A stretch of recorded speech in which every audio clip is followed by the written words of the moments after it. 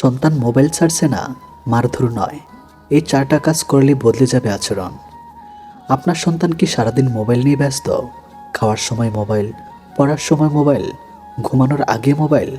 1 মিনিটের জন্য মোবাইল কেড়ে নিলে কি রাগ করে, কান্না করে বা চিৎকার শুরু করে? তাহলে আজকের ভিডিওটি আপনাদের জন্য খুবই গুরুত্বপূর্ণ। কারণ বেশিরভাগ বাবা মা একটি বড় ভুল করেন। তারা ভাবেন মারধর করলেই সন্তান ঠিক হয়ে যাবে, কিন্তু বাস্তবে মারধর সন্তানকে মোবাইল থেকে দূরে সরায় না, বরং বাবা মায়ের থেকে দূরে সরিয়ে দেয়। আজ আমরা জানবো এমন 4টি কার্যকর উপায় যেগুলো ধীরে ধীরে সন্তানের মোবাইলের আসক্তি কমাতে সাহায্য করতে পারে। এগুলো কোনো জাদু নয়, কিন্তু নিয়মিত অনুসরণ করলে অনেক পরিবার ইতিবাচক পরিবর্তন দেখতে পায়। চলুন শুরু করি প্রথম উপায় দিয়ে। নাম্বার 1, আগে কারণ বুঝুন, তারপর সমাধান করুন।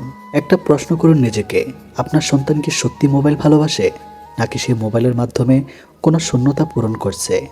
অনেক সময় শিশু একা থাকে, বাবা অফিসে, মা সংসারের কাজে ব্যস্ত, বন্ধুদের সঙ্গে খেলাধুলা কমে গেছে। তখন মোবাইল হয়ে ওঠে তার একমাত্র সঙ্গী। এখন যদি আপনি হঠাৎ মোবাইল কেড়ে নেন, তাহলে তার কাছে মনে হবে তার সবচেয়ে কাছের বন্ধুটাকে কেড়ে নেওয়া হলো। এই কারণেই সে রেগে যায়, চিৎকার করে, জিদ করে। অনেক বাবা মা বলেন, আমার ছেলে কথা শোনে না। আর কারণ না বুঝে শুধু শাস্তি দিলে সমস্যা আরও জটিল হতে পারে। মনোবিজ্ঞানীরা বলেন, শিশু তখনই বেশি নিরাপদ অনুভব করে যখন সে বুঝতে পারে তার বাবা মা তাকে বিচার করার আগে তার কথা শুনছেন।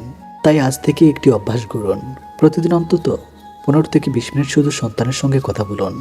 কোনো বকা নয়, কোনো উপদেশ নয়, শুধু মন দিয়ে শুনুন সে কী পছন্দ করে, কী নিয়ে হাসে, কী নিয়ে কষ্ট পায়, কোন গেম খেলছে, কেন খেলছে।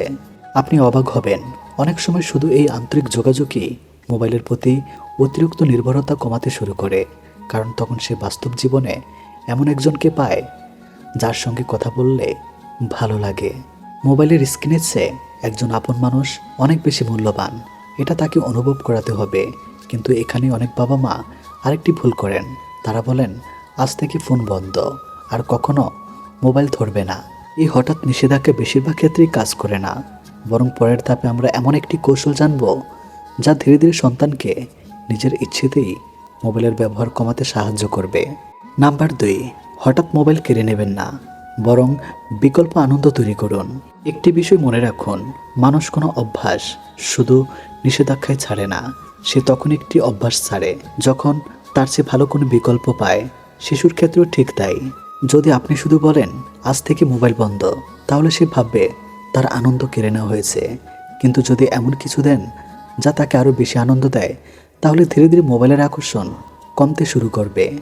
এখন প্রশ্ন হলো, সে বিকল্প কী হতে পারে? প্রথমত, সন্তানকে এমন কাজে যুক্ত করুন যেখানে সে নিজে অংশ নিতে পারে।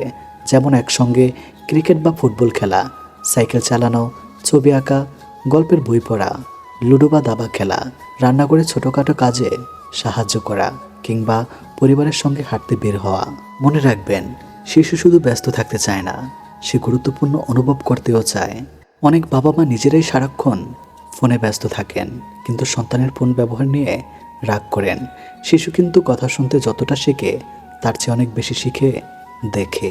যদি সে দেখে খাওয়ার সময় বাবা ফোনে, মা ফোনে, অবসর সময়ও সবাই স্ক্রিনে ব্যস্ত, তাহলে সে কেন ফোন ছাড়বে? তাই পরিবর্তন শুরু হোক পরিবার থেকেই। একটি নিয়ম করতে পারেন, প্রতিদিন অন্তত 1 ঘন্টা নো মোবাইল ফ্যামিলি টাইম।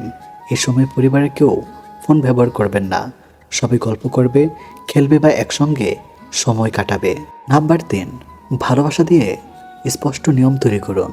অনেক বাবা মা একটি বড় ভুল করেন। একদিন বলেন যত খুশি ফোন ব্যবহার করো, আবার পরের দিন রাগ করে বলেন আজ থেকে ফোন একদম বন্ধ। এই পরিবর্তনশীল নিয়ম শিশুকে বিভ্রান্ত করে। তাই প্রথমেই পরিবারের সবার জন্য একটি সহজ নির্দিষ্ট নিয়ম তৈরি করুন। যেমন, পড়াশোনা শেষ হলে নির্দিষ্ট সময় মোবাইল ব্যবহার করা যাবে, খাওয়ার সময় ফোন নয়, আর ঘুমের অন্তত 1 ঘন্টা আগে মোবাইল বন্ধ। তবে নিয়ম শুধু সন্তানের জন্য নয়, বাবা মায়ের জন্য হওয়া উচিত। কারণ শিশু সবচেয়ে বেশি শিখে বাবা মাকে দেখে। আপনি যদি সারাক্ষণ ফোনে থাকেন, তাহলে সন্তানও সেটাকেই স্বাভাবিক মনে করবে। আরেকটি গুরুত্বপূর্ণ বিষয় হলো, রাগের মাথায় ফোন কেড়ে নেবেন না, বরং শান্তভাবে আগে থেকে ঠিক করা নিয়মের কথা মনে করিয়ে দিন। এতে সন্তান বুঝবে এটি শাস্তি নয়, বরং পরিবারের একটি নিয়ম। সন্তান নিয়ম মেনে চললে তার প্রশংসা করুন, বরং পুরস্কার নয়। একটি হাসি, একটি আলিঙ্গন বা আমি তোমার জন্য গর্বিত, এই কথাগুলি তার আত্মবিশ্বাস বাড়ায়। মনে রাখবেন, লক্ষ্য শুধু মোবাইল কেড়ে নেওয়া নয়, লক্ষ্য হলো এমন আত্মনিয়ন্ত্রণ গড়ে তোলা যাতে একদিন সে নিজেই বুঝে মোবাইল ব্যবহার করতে পারে।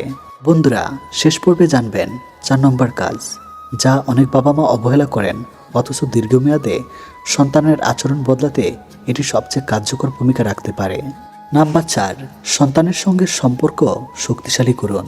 সবচেয়ে বড় সত্য হলো, যে সন্তান বাবা মায়ের ভালোবাসা, সময় এবং মনোযোগ পায়, সে বাইরের জগতে অতিরিক্ত আশ্রয় খোঁজার প্রবণতা তুলনামূলক কম দেখায়। তাই মোবাইলের সঙ্গে যুদ্ধ করার আগে সন্তানের হৃদয়ে নিজের জায়গাটা আরও শক্ত করুন। প্রতিদিন অন্তত 20 থেকে 30 মিনিট শুধু সন্তানের জন্য রাখুন। এ সময় ফোন দূরে রাখুন, তার কথা মন দিয়ে শুনুন, তার সঙ্গে খেলুন, গল্প করুন বা একসঙ্গে হাঁটতে বের হন।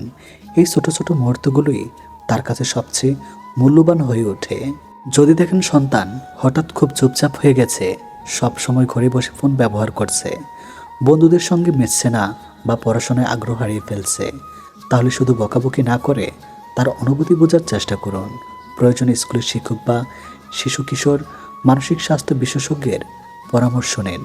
আরেকটি বিষয় মনে রাখবেন, পরিবর্তন একদিনে আসে না। আজ নিয়ম করলেন, কালই সব বদলে যাবে এমন আশা করলে হতাশ হতে পারেন। ধৈর্য, ধারাবাহিকতা এবং ভালোবাসা, এই তিনটি সবচেয়ে বড় শক্তি।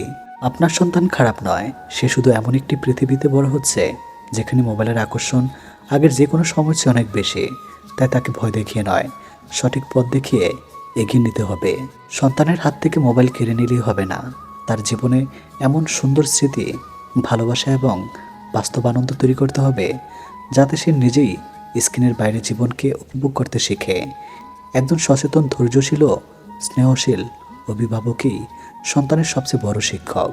প্রিয় বন্ধুরা, ভিডিওটি যদি আপনাদের কাছে উপকারী মনে হয় তাহলে অন্য বাবা মায়ের সঙ্গেও শেয়ার করুন। হয়তো আপনার একটি শেয়ারই কোনো পরিবারের সম্পর্ককে আরও সুন্দর করে তুলতে সাহায্য করবে। সবাইকে ধন্যবাদ।